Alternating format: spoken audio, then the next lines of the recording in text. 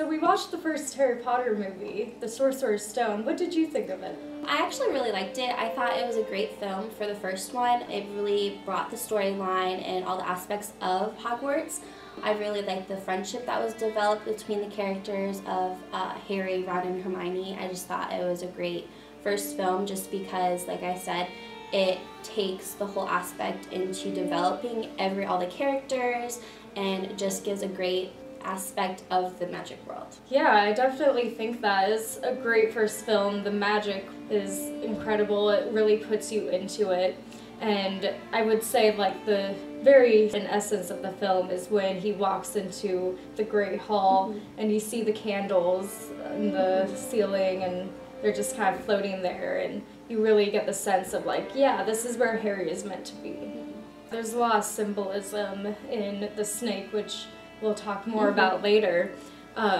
Also, with Harry kind of being thrown into a muggle world, we see that he doesn't fit in, and that's where it's going to go. And that's a big archetype for many characters that we see in films.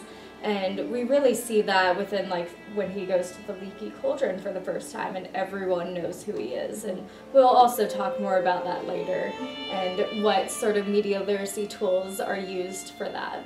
Okay, so I'm going to talk about the Python scene in the first Harry Potter movie. And this scene is just where he goes to the zoo, the snake's not doing anything, and then when he's left alone, Harry actually sees that the snake actually understands him.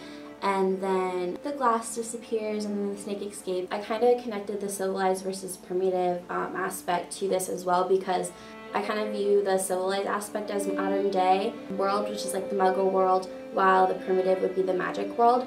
And I classified the modern world as like the muggle one because as civilized because our government system provides a more easily backbone to go about life, while the magic world does have the Ministry of Magic. However, they're like constantly at battle with those that produce dark magic, which is explained later in the films. I also kind of wanted to talk about the snake symbolism as well. Within the films, we also recognize like a trend kind of with this theme and symbol. There's kind of always a connection to snakes just because it goes all the way back to the very beginning of Harry Potter's life where he's attacked by Voldemort.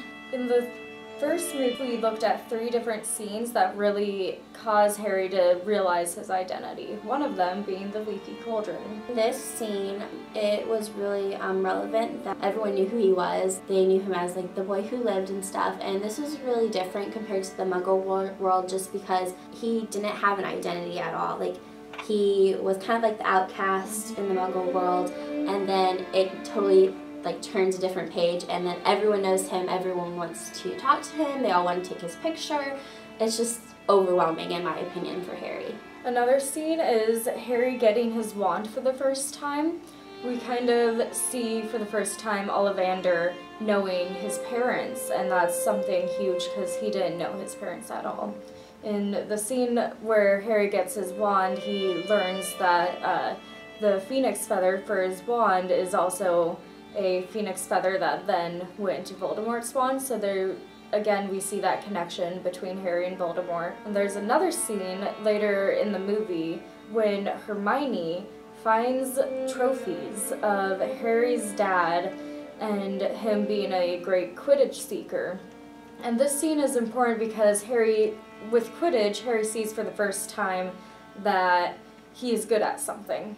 And so that adds on to his identity, but also just knowing that his dad was good at Quidditch, that really builds up his identity of wanting to be a part of Quidditch and still having the drive to do something that his dad did to feel connected to him. Okay, so we gave you guys an overview of the first movie, and we talked about some scenes and some themes that were recurring, and also we then connected some of the media literacy skills to them as well. We had a really good time with you guys, and we just wanted to let you guys know that if we didn't hit on your favorite scenes of the first movie, just to comment below with your scenes or even just your thoughts on how we did.